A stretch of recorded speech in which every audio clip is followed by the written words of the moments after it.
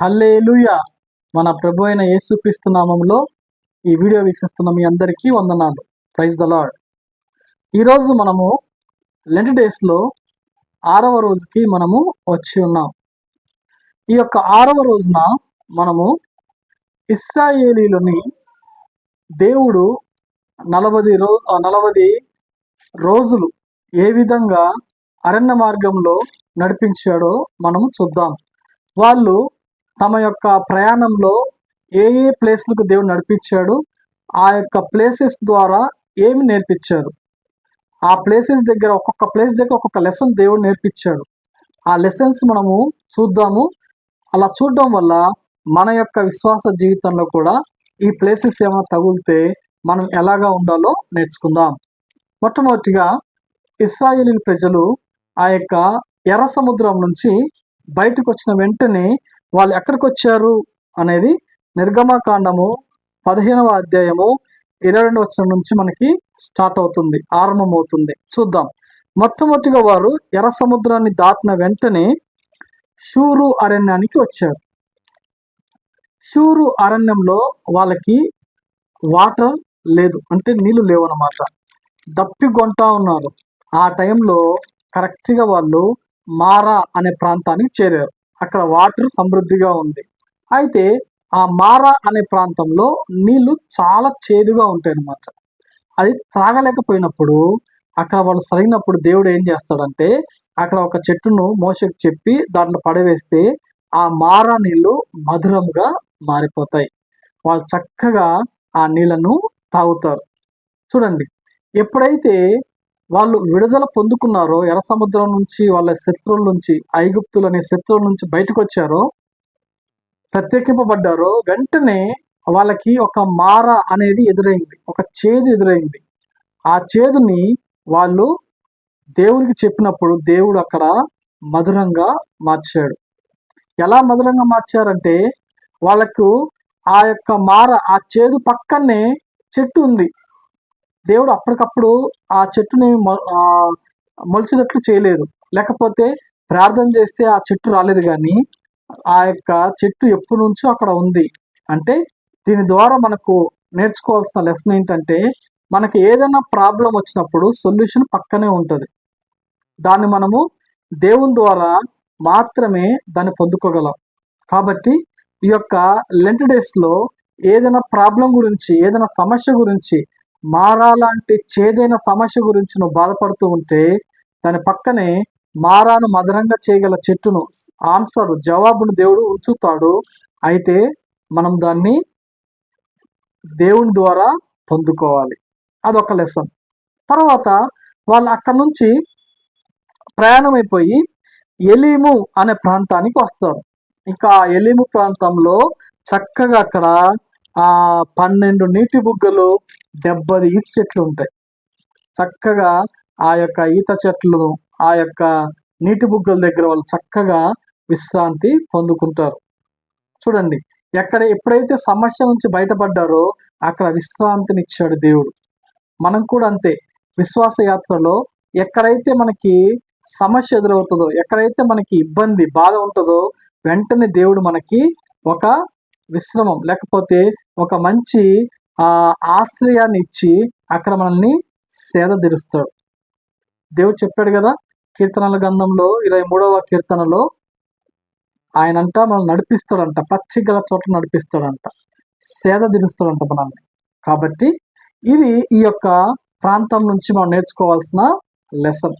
తర్వాత ఆ ఎలీము నుంచి వాళ్ళు ఎక్కడికి వెళ్ళారు అంటే సీను అరణ్యానికి వెళ్ళారు. ఇక సీను అరణ్యానికి వచ్చిన వెంటనే అక్కడ వాళ్ళకి ఆహారము కావాలని కోరుకున్నారు. ఎలాంటి ఆహారము? మామూలు ఆహారం కాదు, మాంసం కావాలి అని వాళ్ళు ఎంతగా అన్నప్పుడు దేవుడు వాళ్ళ మొరలు ఆలకించి, వాళ్ళు సనిగారు, అయినా సరే దేవుని ప్రేమ చూపించి వాళ్ళకి పూరేడులు, అదేవిధంగా ఉదయాన్నే వాళ్ళకి మంచి టిఫిన్గా మంచి ఆహారాన్ని, మన్నాను దేవుడు వాళ్ళకి అనుగ్రహించాడు. చూడండి, అంత చక్కని ఆహారం దేవుడు ఇచ్చాడు. మనం కూడా అంతే. మనం దేవుణ్ణి అడిగితే మనకి దేవుడు సమస్తాన్ని ఇస్తాడు. చూడండి, అక్కడ ఆహారం పెట్టడానికి మోషేకి యొక్క బలం సరిపోతుందా? 70 లక్షల కాల్బలము, లేకపోతే ఇంకా చాలా మంది పిల్లలు వాళ్ళు వీళ్ళు కలుపుకొని ఎన్నో లక్షల మందికి ఆహారం పెట్టాలంటే మోషే ఒక్కరికి సాధ్యమవుతుందా? కాదు. కానీ దేవుడు అసలుకి ఆ పాలెము మొత్తం పూరెడులతో నింపడము, సాయంకాలం ఉదయం పూట మన్నాతో నింపడం, వాళ్ళు వెళ్ళి తెచ్చుకోవడం, తినడము జరిగింది. అంటే ఈ యొక్క సీను అరణ్యం నుంచి మనం నేర్చుకోవాల్సిన పాఠం ఏంటి అంటే, మనకు కొన్నిసార్లు చాలా ఇది ఏం చేయాలి, ఇంత నాకు సరిపోదే, ఇంత శక్తి నాకు సరిపోదే, అమ్మో ఇంత బలం నాకు సరిపోదే, ఏ విధంగా చేయాలి అని మనం భయపడుతున్నప్పుడు మనం దేవుని వైపు చూస్తే గనక మనకి అసాధ్యమైందే కానీ దేవునికి సమస్తం సాధ్యమని దేవుడు చూపిస్తాడు. మోషేకి నేను ఎక్కడి నుంచి పెట్టాలన్నప్పుడు దేవుడు మోషే నువ్వు ఉండని చెప్పి వాళ్ళందరికీ ఆహారం పెట్టాడు దేవుడు. కానీ అందరూ మోషే ద్వారా మనకి ఆహారం వచ్చింది అని చాలా సంతోషించారు. దేవుడు అక్కడ మోషేని ఘనపరిచాడు. అదేవిధంగా ఆ యొక్క సీను అరణ్యం తర్వాత వాళ్ళు ఎక్కడికి వచ్చారు అంటే రెఫీదీము అనే ప్రాంతానికి వాళ్ళు వచ్చారు. ఆ రెఫీదీము అనే ప్రాంతానికి వచ్చినప్పుడు అక్కడ మళ్ళీ నీళ్ళ కోసము అక్కడ అడిగినప్పుడు దేవుడు ఏం చేస్తాడంటే ఈ బండ నుంచి నీళ్ళు ఇస్తా అని చెప్పి బండను కొట్టమన్నప్పుడు మోషే బండను కొట్టినప్పుడు అక్కడ నీళ్ళు వచ్చాయి. చూడండి, ఇది 17వ అధ్యాయంలో మనం చూస్తాం. ఈ యొక్క నీళ్ళని, ఈ యొక్క వాటర్ని వాళ్ళు బండలో నుంచి తాగారు. అంతకుముందు మారా అనే ప్రాంతంలో వాటర్ ఉన్నాయి, చేదుగా ఉన్నాయి, మధురంగా మార్చాడు దేవుడు, తాగారు. ఇక్కడికి వచ్చేసరికి బండ నుంచి నీళ్ళు ఇచ్చాడు. చూడండి, మనకి ఏ దాహమేనో ఎలాంటి దాహంతో మనం తీర్చాలో దేవునికి తెలుసు. అక్కడ వాళ్ళు ఆ మారా ప్రాంతంలో వాటర్ వేరు, తాగిన అనుభవం వేరు. ఇక్కడికి వచ్చేసరికి బండ నుంచి వాటర్ తాగుతున్నారు. అంటే ఆధ్యాత్మికంగా వాళ్ళు ఎదుగుదల. నీటిని బండ నుంచి తాగడం అనేది చాలా శ్రేష్టం కదా, చాలా కష్టతరం కూడా.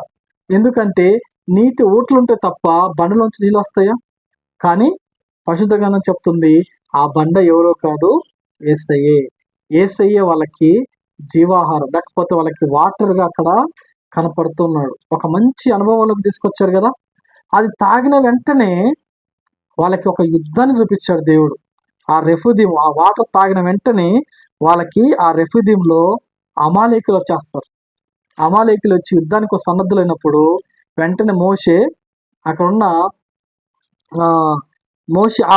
యెహోషువతో ఏం చెప్తాడంటే, మీరు తీసుకెళ్ళిపోయి జనాల్ని అమోరీలతో అమాలేకులతో యుద్ధం చేయండి అన్నప్పుడు వీళ్ళందరూ వెళ్ళి యుద్ధం చేస్తారు. ఈ యుద్ధంలో మోషే చేతులు ఎత్తినప్పుడేమో వాళ్ళు జయిస్తూ ఉంటారు, మోషే చేతులు దించేటప్పుడు వాళ్ళు ఓడిపోతూ ఉంటారు. అది గమనించి హూరు ఆహారంలో చెరొక పక్క మోషే చేతులు ఎత్తిపట్టినప్పుడు వాళ్ళకి ఎంతగానో విజయం వచ్చింది ఇశ్రాయేలు ప్రజలకి. అమాలేకులు అందరూ ఓడిపోతారు అన్నమాట. దాని ద్వారా వాళ్ళు ఏం నేర్చుకుంటారంటే, మనము ప్రార్థన చేస్తే చేతులెత్తి మనము విజయం కోసం, విజయం వచ్చేంత వరకు మన చేతులు భారమైనా సరే, మన ప్రార్థన భారంగా ఉన్నా సరే, ఆ భారాన్ని భరిస్తూ మనం కనుక ప్రార్థన చేస్తే గొప్ప కార్యాలు మనం చూస్తాము అనే ఒక లెసన్ మనం నేర్చుకోవచ్చు కదా. మన జీవితంలో కొన్ని నెరవేరకపోయినప్పుడు మనం భారంగా ప్రార్థించినప్పుడు, అందుకే మనము షేర్ చేసుకుంటూ ఉంటాం, నా కోసం ప్రార్థించమ్మా, నా కోసం ప్రార్థించండి అయ్యా, లేకపోతే అయ్యగారు నా గురించి ప్రార్థించండి, పాస్టర్ గారు నా గురించి ప్రార్థించండి. మనం ఎందుకు చెప్తామంటే మన భారంలో వాళ్ళు కూడా షేర్ చేసుకున్నప్పుడు సులువైపోయి ఆ భారాన్ని దేవుడు అంగీకరించి మనకి విజయాన్ని ఇస్తాడు. చూడండి, ఎంత గొప్ప దైవ సేవకులైనా మనం ఎంత ఉన్నా సరే మన ప్రార్థన అవసరతలు మనం పంచుకోవాలి. చాలా మంది ఏమనుకుంటారంటే, ప్రార్థన ఏముందిలే మన చేతి సరిపోతుంది, వాళ్ళకి చెప్పాల్సిన అవసరం ఉందా అని అనుకుంటాం. కాదు. మన భారాలను మనం పంచుకున్నప్పుడు తప్పకుండా దేవుడు అందరి ప్రార్థన ఆలకిస్తాడు. కాబట్టి ఆ యొక్క రెఫీదీములో దేవుడు ఈ 2 గొప్ప కార్యాలు వాళ్ళకి అనుభవంలోకి ఇచ్చాడు. ఇంకా చివరికి ఆ రెఫీదీం నుంచి వాళ్ళు ఎక్కడికి వచ్చారు అంటే సీనాయి పర్వతానికి వచ్చారు.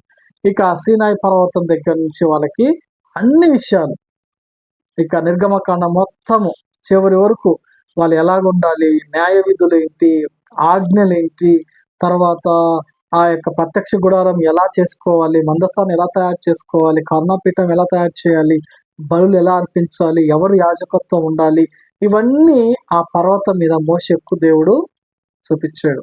సీనాయి పర్వతం నుంచి మనం ఏం నేర్చుకోవచ్చు అంటే, మనం ఎప్పుడైతే ఈ యొక్క మనలో ఉన్న అపజయాల్ని జయిస్తూ వస్తామో అప్పుడు మనకి ఆజ్ఞల్ని మనకు చూపిస్తాడు దేవుడు. అర్థమవుతుందా? ఆ ఆజ్ఞల్ని పట్టుకొని మనము ముందుకు సాగిపోతే మనకి దేవుడు గమ్యాన్ని చేరుస్తాడు.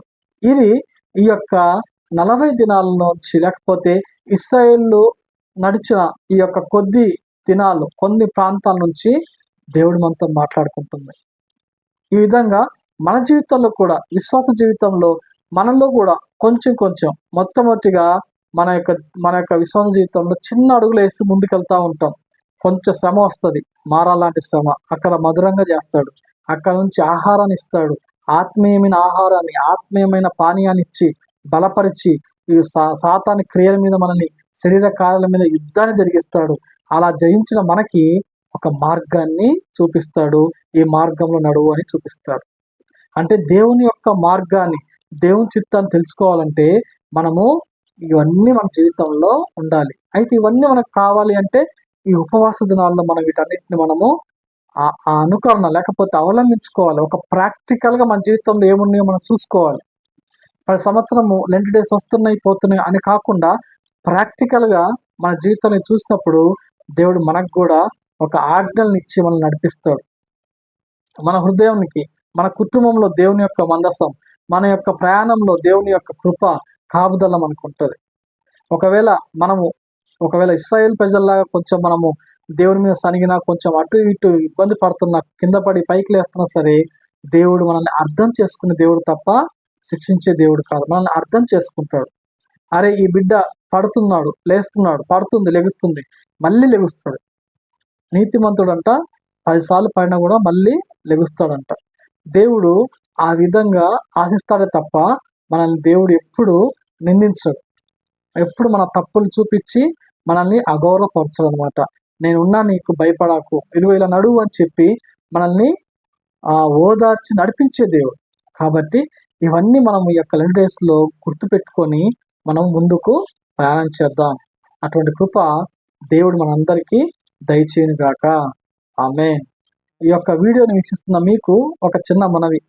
ఈ వీడియోని ఒకవేళ మీరు ఇప్పటికే సబ్స్క్రైబ్ చేయకపోతే సబ్స్క్రైబ్ చేయండి, షేర్ చేయండి. ఆ విధంగా చేయడం ద్వారా మాకు కొంచెము మీ ఎంకరేజ్ చేసినట్టు ఉంటుంది. ఇంకా దేవుని గురించిన, లేకపోతే ఇంకా రాబోయే రోజుల్లో మనం ఇంకా లెంట్ డేస్లో ఒక్కొక్కటి ఇంకా ఉపవాసాల గురించి మనం నేర్చుకుందాం. అటువంటి కృప దేవుడు మనందరికి దయచేయును గాక. ఆమేన్. Praise the lord.